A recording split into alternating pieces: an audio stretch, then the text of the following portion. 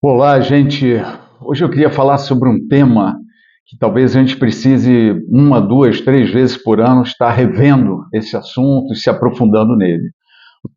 O assunto que eu vou falar hoje se chama Restaurando a Finalidade. Restaurando a Finalidade. Eu vou ler rapidamente um texto aqui de Mateus 24, os primeiros dois versículos. Diz o seguinte: Tendo Jesus saído do templo, ia se retirando quando se aproximaram dele os seus discípulos para lhe mostrar as construções do templo. Ele, porém, lhes disse: Não vedes tudo isto? Em verdade vos digo que não ficará aqui pedra sobre pedra que não seja derribada. Gente, imagina um dia, Jesus está lá, os discípulos se aproximam dele, chamam ele para perto. Olha, Jesus, vem cá, deixa eu te mostrar, olha que coisa impressionante, o templo de Salomão.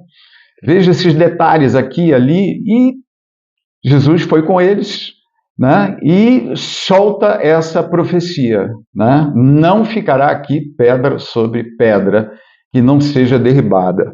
E eu queria falar exatamente sobre esse templo. Gente, o templo foi construído, a conclusão dele foi cerca de 1000 anos antes desse dia, cerca de um milênio. Tá? Esse templo foi passado, era um desejo no coração de Davi que Deus passou para a geração seguinte. Quem construiu foi Salomão, por isso que ganhou esse título de Templo de Salomão, né, para ser identificado ao que está se referindo. Deus passou para Salomão um projeto detalhado do templo, como deveria ser construído, o local do templo, cada detalhe é riquíssimo, né, nesse modelo, nesse projeto que foi utilizado para a construção do Templo de Salomão. Esse templo durou 7 anos para ser construído. Ele teve, estima-se, cerca de 150 mil operários trabalhando na construção desse templo. Tá? Estamos falando aí de 3.420 toneladas de ouro, 34.200 toneladas de prata. Ele trouxe um volume absurdo de madeiras de cedro do Líbano. O cedro é extremamente resistente, durável, né? Tem uma durabilidade extraordinária e não tem problema com cupim. O cupim não ataca o cedro, ele é muito resistente a cupins. Então, além disso, madeira de cipreste, que é o pinheiro, né? Foi investido na construção desse templo, estima-se hoje, em valores atualizados, cerca de 1,5 trilhão a 2 trilhões de reais. Estamos falando em mais de 300 bilhões de dólares na construção desse templo. Veja, foi construído com tanto carinho, tanto cuidado, Deus passando detalhes. Salomão investiu uma fortuna na construção desse templo, que seria um local para quê? Uma casa de oração, um local de encontro com o Pai, um local onde a habitação de Deus estaria permanente ali, né? Não é como se fosse, não, Deus mora naquele lugar. Não, mas a presença dele estaria permanente naquele tempo para o encontro, né, do povo judeu com ele. Nesse tempo, o sangue de Jesus não havia sido derramado. Então, para se aproximar da glória de Deus, da presença de Deus, precisaria realmente ter um cuidado todo especial, sacrifício de animais. No santo lugar, o santuário principal, só o sacerdote, o sumo sacerdote poderia entrar, né? E mesmo assim tinha o seu tempo determinado.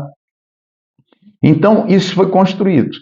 Passados 1000 anos, veio o Senhor do templo, né? Aquele que é maior do que o templo, e vai e solta essa profecia: não ficará pedra sobre pedra. E Jesus teve um momento assim pesado, duro, em que vocês transformaram em mercado a casa de meu pai, que é uma casa de oração. Então, é muito interessante perceber que o templo havia perdido a sua finalidade. Ele foi construído com um objetivo, com uma finalidade, e de repente ele estava totalmente fora. A finalidade, que seria a habitação de Deus nesse templo, para o encontro do povo com ele, ela se perdeu de tal forma que o que começou a acontecer ali? Em lugar da habitação de Deus, eles começaram a colocar carros, cavalos, posses, bens, talvez até pessoas, títulos, tudo se tornou mais importante do que a própria presença de Deus. É como se você abrisse um grupo de WhatsApp, né? Coloca lá umas 250 pessoas e esse grupo vai esvaziando, de repente sai um e o administrador está vendo tudo, quem sai. Né? Depois saiu outro, saiu mais outro, e foi ficando, e alguns que ficam nem participam mais, só se esqueceram de sair, ou por alguma educação, ou por consciência limpa e tal, deixa o meu nome aqui, né? É como se fosse isso. E o templo perdeu a sua finalidade. Quando ele perdeu a finalidade, ele não tem mais razão de existência. Sem finalidade, não havia mais motivo para esse templo continuar existindo. E Jesus, então, soltou essa palavra. Minha manifestação não é mais através desse templo. Acabou aqui. Eu tenho um outro caminho, eu tenho uma outra solução. Durante o ano 70 depois de Cristo, o Império Romano entra em conflito com os judeus, alguns rebeldes, querendo fazer alguma reação lá dentro, e ele manda destruir o templo, manda atacar Israel, e a nação ali foi dissipada. Né? Eles só voltaram para a sua terra em 1950, no final da Segunda Grande Guerra Mundial. Tá? Então, o que aconteceu? O templo foi totalmente destruído e a vida de Israel ficou toda bagunçada. Por quê? Perdeu a finalidade.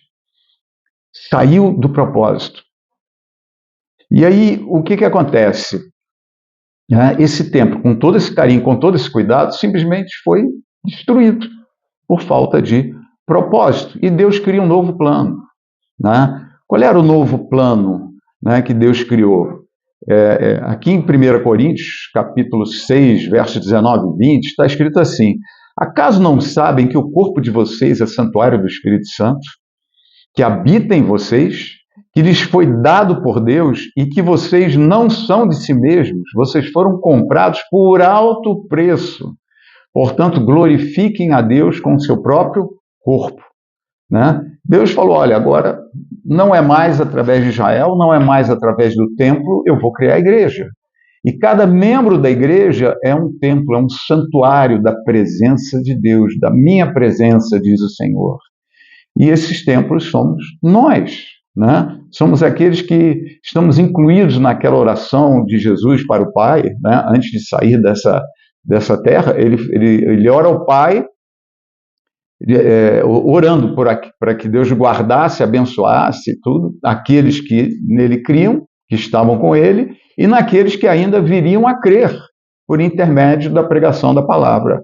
Né? Então, nós estamos dentro dessa oração e nós somos esse corpo, né, que foi comprado por um alto preço. Então, veja, nós somos um templo da presença de Deus e não podemos perder a nossa finalidade. E é isso que eu quero chamar a atenção de você hoje aqui. Não perca a noção e a clareza da finalidade da sua existência, da finalidade de você ser um templo do Espírito Santo, um local de habitação dele.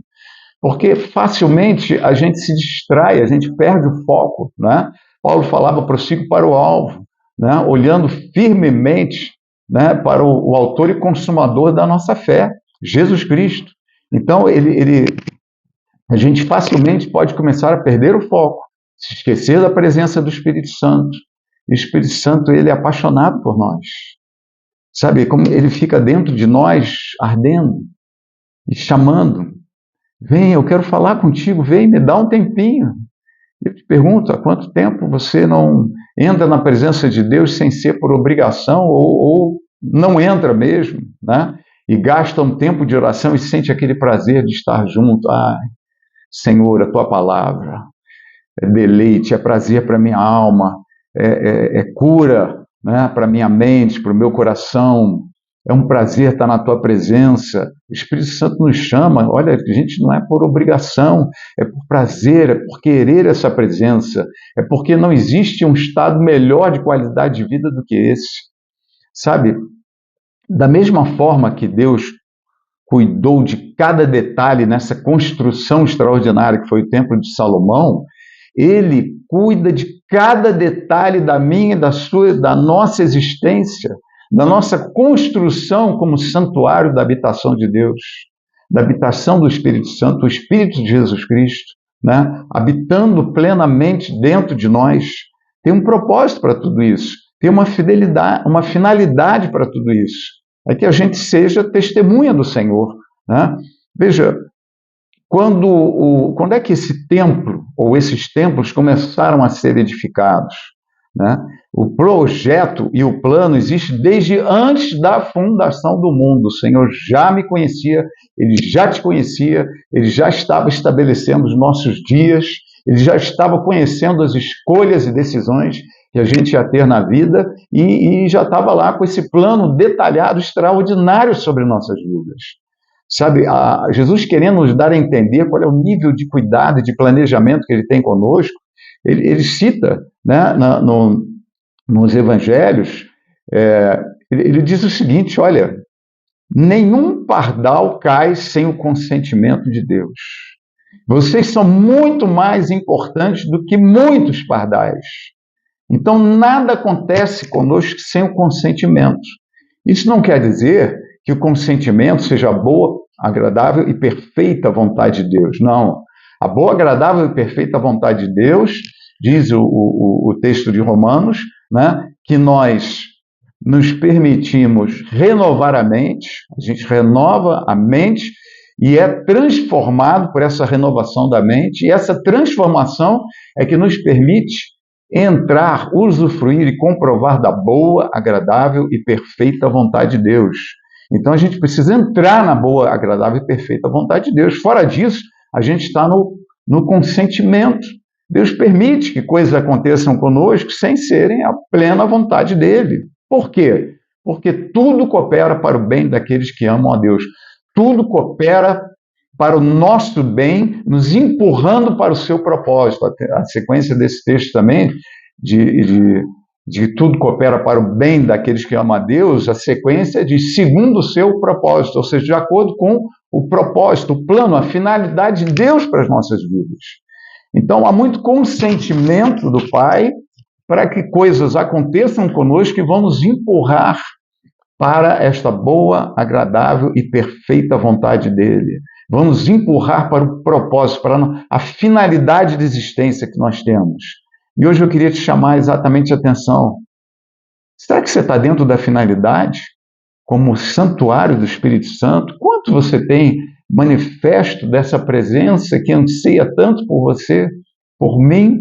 E eu tenho me questionado muito esses dias o quanto eu me afastei da finalidade principal da minha existência, quanto que eu estou dedicando e colocando diante do Senhor, né, do meu coração, do meu tempo, da minha paixão, do meu amor, né? Amar a Deus acima de todas as coisas, essa paixão, esse desejo, essa vontade de estar junto.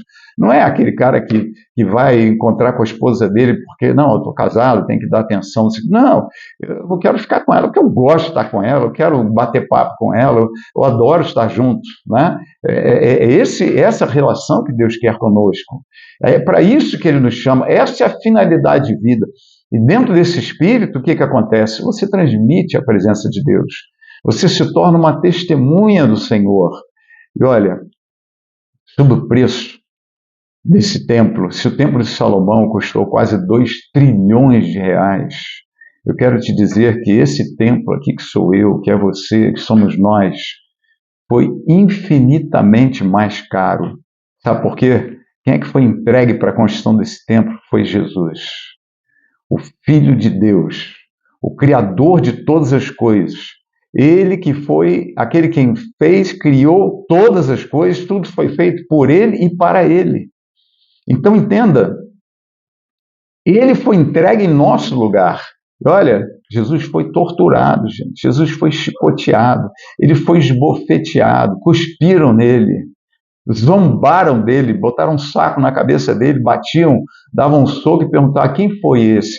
E mais do que tudo isso, acima de tudo isso, gente, é preciso entender que, como ele disse para Pedro no dia que ele foi preso, ele falou: Pedro, você não sabe que se eu rogar ao Pai, ele manda imediatamente aqui legiões de anjos e me livraria disso?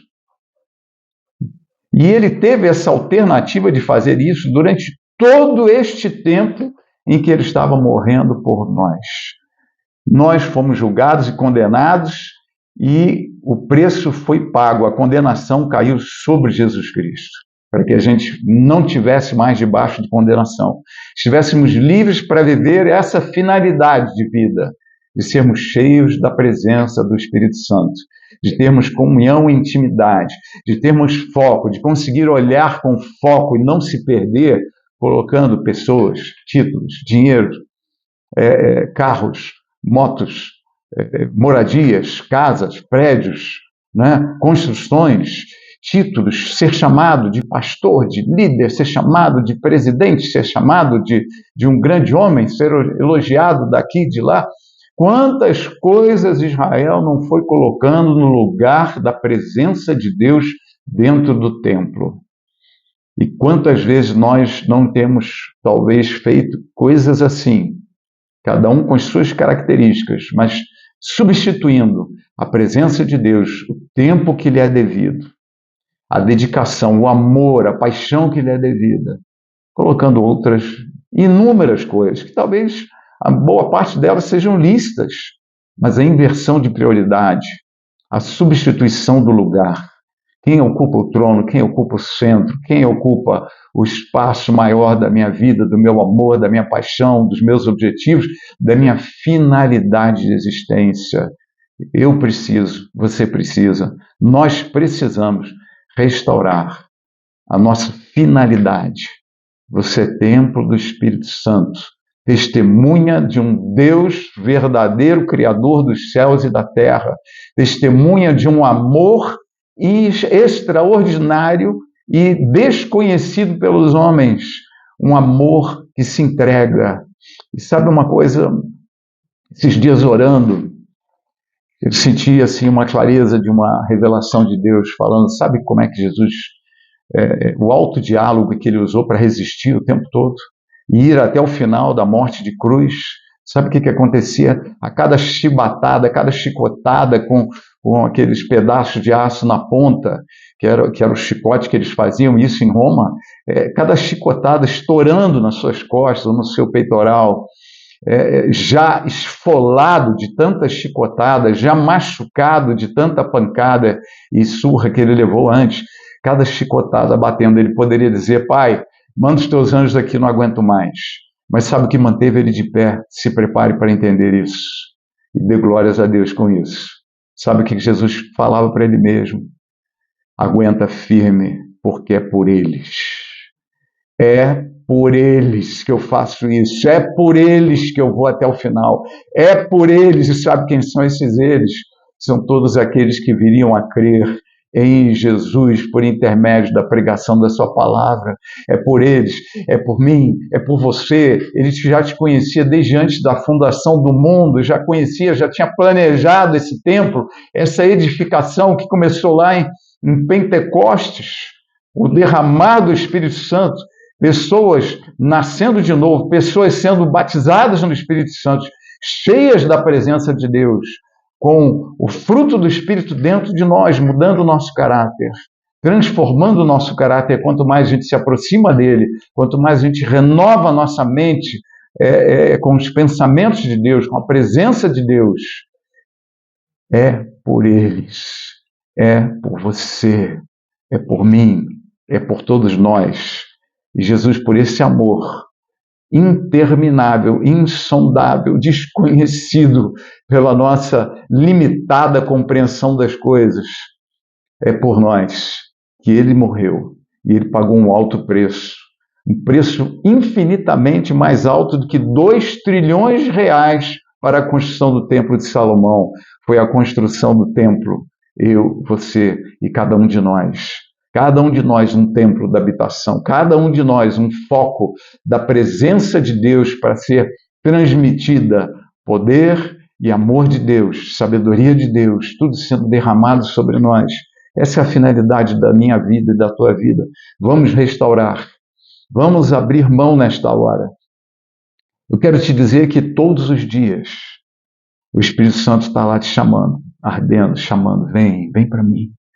Vem para mim, eu quero encher você, eu quero fazer você transbordar com a minha presença, eu quero fazer você sentir, perceber e usufruir desse fluir de águas vivas que vem do interior de você para toda a tua vida e para fora transbordando. Vem em mim, como alguns gostam de dizer, o Espírito Santo te chama todos os dias, sinta esse chamado. Volta a entrar na presença dele, abrir a palavra. Não abrir a palavra, eu preciso ler isso hoje, eu preciso usar esse tempo. Não. Abrir a palavra de Deus. É Deus falando comigo. É essa presença, o Espírito Santo me revela essa palavra. Me traz discernimento, conhecimento. Eu entrego minha história, eu entrego minha vida. Nesse momento que a gente entra na presença de Deus, algo maior cresce dentro de nós, que é entender. Há muitas décadas atrás eu recebi uma palavra que Deus falou tantas coisas, segredos no meu coração, foram revelados ali, só eu sabia. E nesse momento, Deus falou para mim, a maior riqueza que você vai ter na sua vida será a minha palavra. A maior riqueza. Gente, a gente precisa ser dominado, se entregar, se render a esta finalidade. Essa é a maior riqueza. Eu posso ter bens, posso construir coisas, edificar, conquistar e posso perder tudo, mas a maior riqueza não sai da minha vida, não sai da minha história, é a palavra de Deus. Abrir, fechar os olhos, se render a Ele, se entregar, usufruir dessa presença, você sai cheio de paz, você sai cheio de graça, você sai cheio do brilho da presença de Deus, como Moisés entrava, subia no monte e voltava com o rosto dele brilhando. É assim que funciona. A glória do Novo Testamento é muito maior do que a glória da Antiga Aliança. Então entenda, essa é a maior finalidade da tua vida. Aproveite, usufrua. Você não vai viver só entrando na presença de Deus, só lendo a Bíblia. Não, você tem uma história, você vai ganhar o seu pão, você vai construir a sua família, todas essas coisas são boas, são lícitas, são válidas. Mas entenda uma coisa, a maior finalidade da tua vida, você é um templo do Espírito de Deus, muito foi investido em você, um preço elevadíssimo foi pago para que você fosse um canal da presença de Deus, do amor, do caráter dele, do poder dele, da manifestação dele. E não existe nada mais glorioso que isso. Eu quero orar por você agora, encerrando essa breve mensagem que eu pedi a Deus para ser breve, direto e objetivo, mas que essa palavra seja como dinamite no seu coração, na sua mente, na sua alma, explodindo em transformação, restaurando a finalidade do seu existir, do templo do Espírito Santo que é você. Pai, em nome de Jesus, eu oro por cada um dos teus filhos e das tuas filhas e me incluo nessa oração, Pai. Todos os que eu conheço e os que eu não conheço, Senhor, estarão porventura ouvindo essa mensagem, Pai, que o Senhor toque profundamente em cada coração, restaurando vidas, chamando para perto, trazendo salvação para quem não te conhecia, que ao ouvir uma palavra dessa só pode querer se render a ti, ao teu amor, entender o propósito da existência dele, ainda que não seja convertido, vai se render e se entregar ainda hoje ao Senhor. Pai, toca essas vidas, levanta, ergue, que sejam libertos de toda opressão, de todo engano, de toda ilusão deste mundo, de toda inversão de prioridades. Pai, eu te peço, mexe nos corações, Pai, transforma a vida, Senhor. Pai, que a gente saia desta pluralidade de consentimentos do Senhor para entrar na plenitude da boa, agradável e perfeita vontade do Senhor para nós, Pai, de acordo com o seu propósito, de acordo com a finalidade que o Senhor tem para a minha vida, para as nossas vidas, Senhor. Faz a tua obra, Pai. Nós somos um templo em construção da tua presença e queremos ser entregues. Eu oro e peço a você que está aqui assistindo hoje, que você entre nessa oração e se renda ao Senhor. Se entrega à finalidade maior que Ele tem para a tua vida. Volta para a finalidade. Você que já foi firme, está meio devagar, desinteressado, frio, ou talvez muito mais voltado para a legalidade da busca do que para a plenitude e graça da presença do Senhor, em estar na sua presença.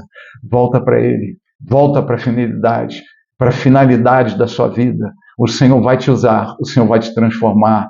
Você vai ser um canal de salvação, de bênção, de edificação na vida de muitas pessoas. Em nome de Jesus Cristo, tudo isso que eu ministrei e que orei e que profetizei na sua vida tem todo o poder e a graça, porque é feito no nome do Senhor Jesus. Amém. Um beijo grande. Deus te abençoe.